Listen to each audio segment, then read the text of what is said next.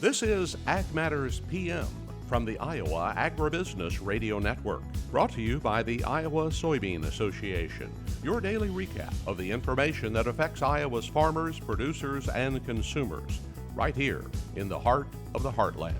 With reports from our award-winning broadcast team of Dustin Hoffman, Riley Smith, and Mark Magnuson.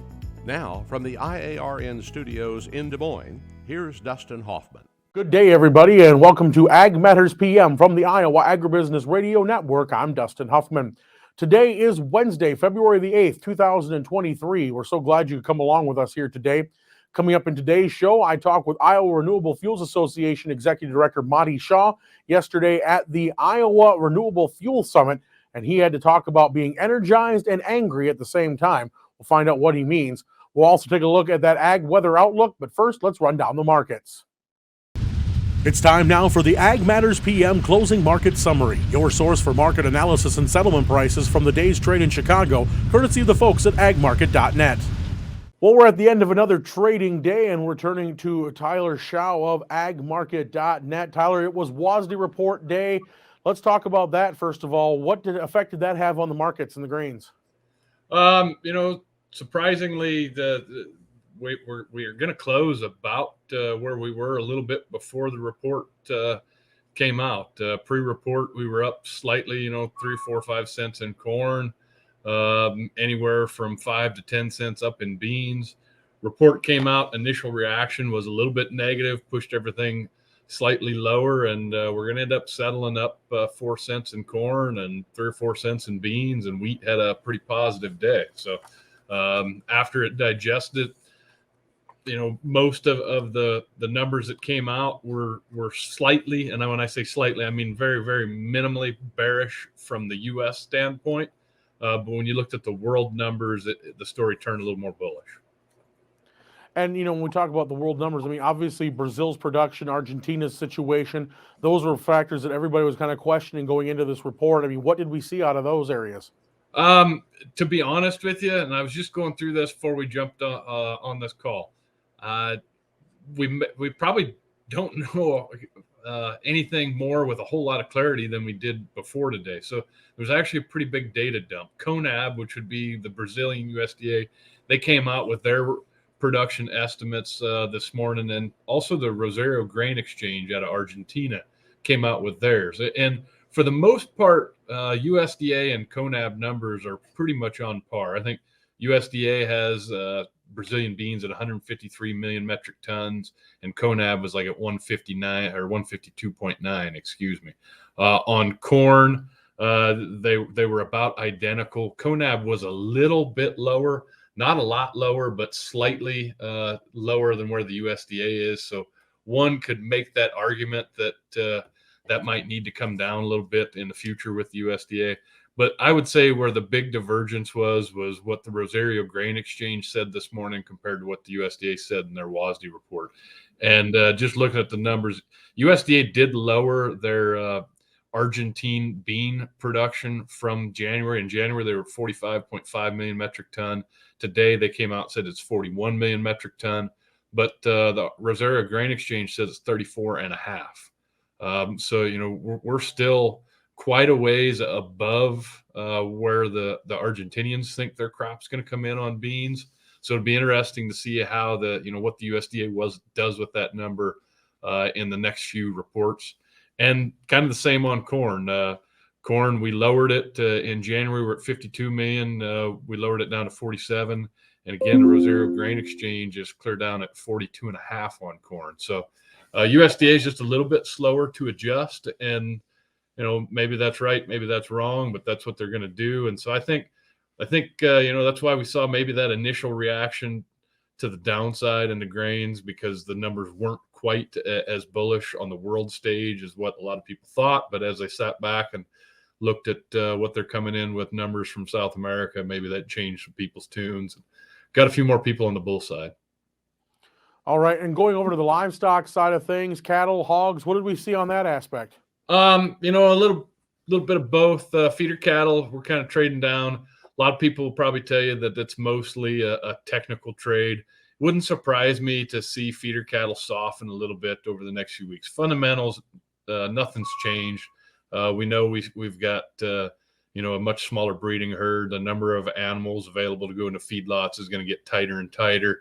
So that's a positive force. But I try to remind people is markets generally don't trend in a straight linear line. There's going to be some moving back and forth. And feeder cattle being a smaller volume traded contract, there's just probably going to be a little more technical trading that comes along with it. And so we're going to push things a little too high, and then we're going to soften. And then I wouldn't expect, any breaks is probably another buying opportunity on the feeder side. I wouldn't tell anyone to go panic and tell them that feeder cattle are falling apart. On the hogs, hogs have just been suffering brutally, really, since the first part of January. You do have an issue now where your February contract is going to start settling here pretty quick. And that settled today just a shade under $76. Your April contract's up at $84. And there's a big spread between that futures price and the cash price. And those two are going to have to come together and converge. So the real question is, do futures come down even more, or is cash going to rally to come up to meet it? All right. Well, Tyler, if folks want to talk market strategies, what kind of things they need to be looking at, what's the best way for them to get in touch with agmarket.net? Check us out, the website, agmarket.net. Look up the contact page. We got a lot of great guys working all across the country. And if you want to call me direct, the number is 701-987-6009. All right, Tyler. Well, we thank you so much for the insight, and we'll talk to you again real soon. You bet. Take care. That again was Tyler Schau of agmarket.net. Let's run down those numbers for you, courtesy of the folks at Bar Chart. March corn was up 4.5 at 678.5. May up 3 1/4 at 676 1/4. December new crop up 2 cents at 595.5. March soybeans up 4.5 at 1519 3/4. May up 3 1/2 at 1513 3/4. November new crop up 1/4 cent at 1370 3/4. Soy meal for May up $1.90 at 469.60. Soy oil down 27 cents at 60.71. Chicago wheat up 13 3/4. That's at 775 even. Minneapolis up 8 1/4 at 918.5. Kansas wheat up 8 3/4 at 883.5. And May oats up 1 1/2 at 378 1/4. February live cattle 22 cents higher at 160.80. Feeders were 75 cents lower at 186.45. Lean hogs for February 55 cents higher at 75.92.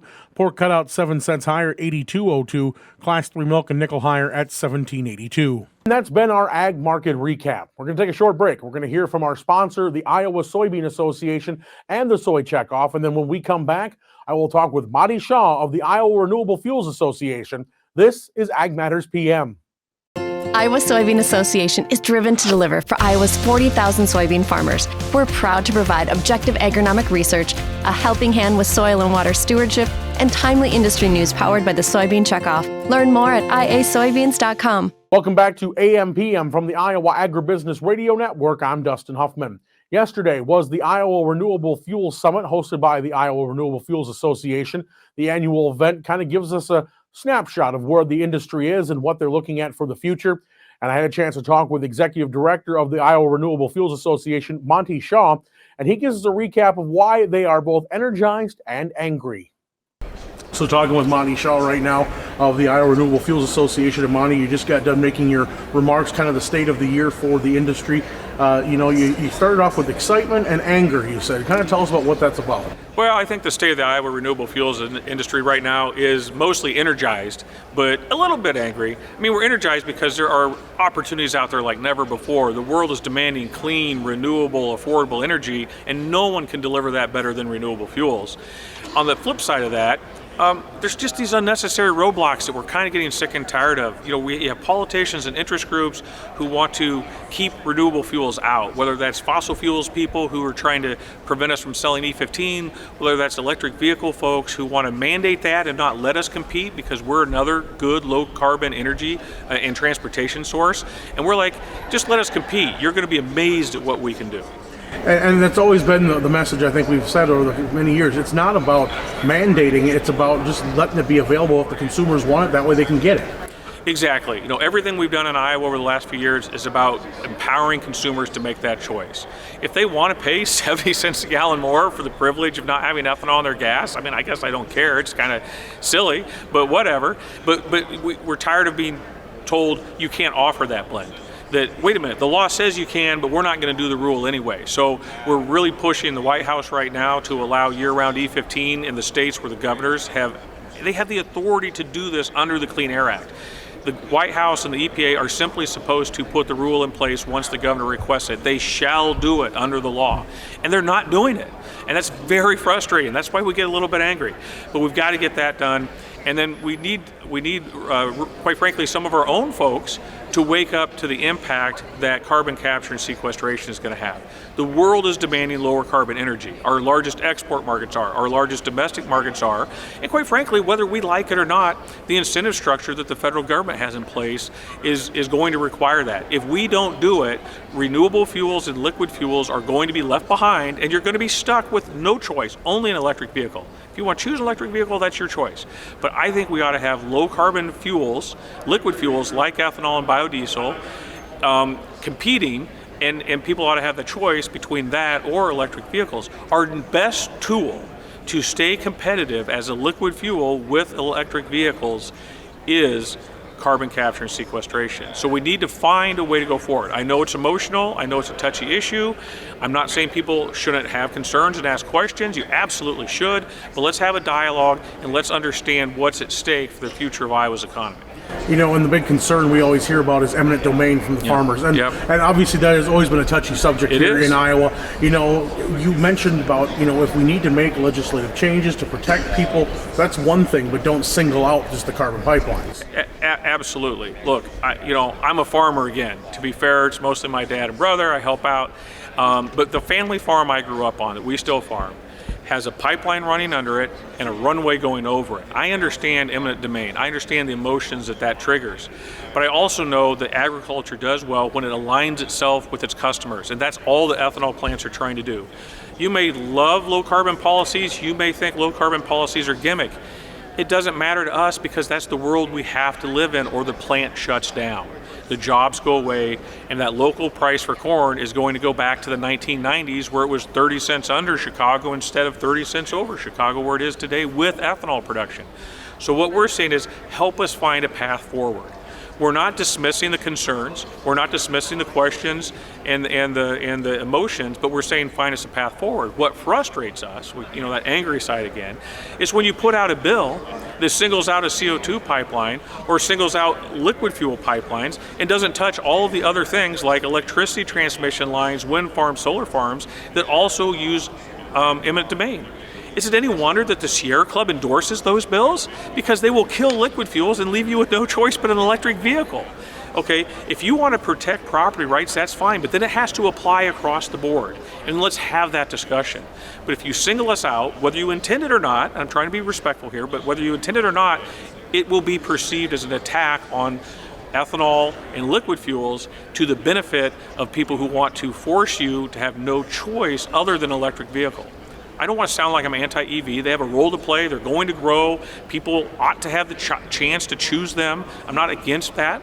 I just want us to have a chance to compete as renewable fuels as well and to not be singled out. So don't support a bill that singles us out and then tell me it's about property rights, because that's not going to fly. I found something interesting. I just recently came to Brazil. We're talking about the level that lobby can play sometimes in here. Go to Brazil. They're talking of corn ethanol plants there. They're piping the carbon underground already. Don't even bat an eye thinking about it. You can also get 100% ethanol there, and the cars look just like ours, and they're driving on it just fine. But the option is there for any kind of blend and also just regular fuel if they want it as well.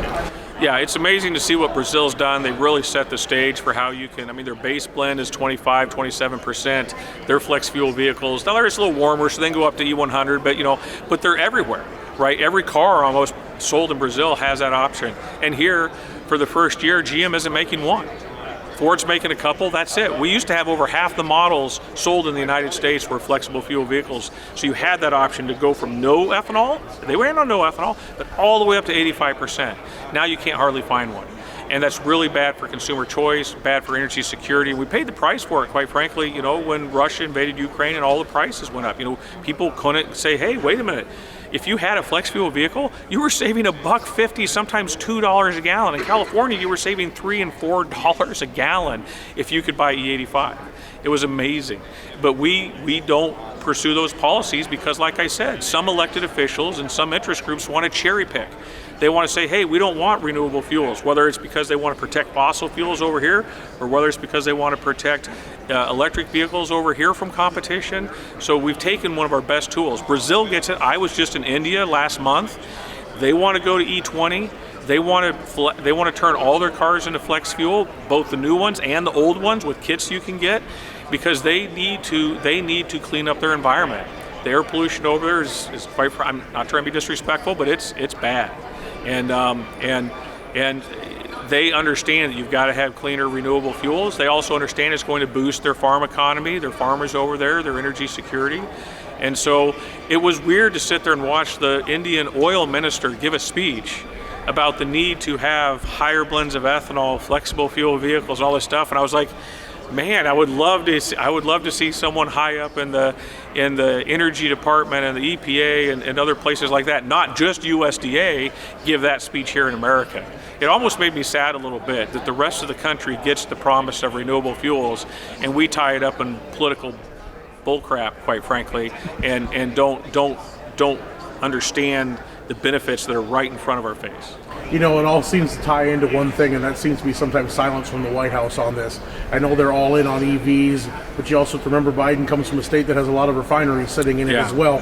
It's kind of an interesting juxtaposition he has there. Yeah, it's again, it's been a little frustrating. The White House is where our year-round E15 effort by the governors got stopped in violation of the Clean Air Act. The Clean Air Act gives the governors the authority to say, hey, we're going to allow year-round E15 by changing these regulations.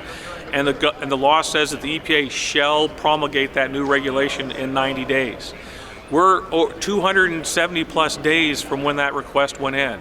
This isn't like they're a little late. I mean, everybody expects the EPA to be a little late, but this is horrible. And quite frankly, I don't think the problem's at EPA. I know they had the rule drafted in time. Someone at the White House stopped it. President Biden needs to step up and say, listen, we're not going to ignore. This was bipartisan, right? This is 8 states in the upper Midwest that banded together, Republicans and Democrats, that want to do this. Thousands of retailers want to offer this fuel.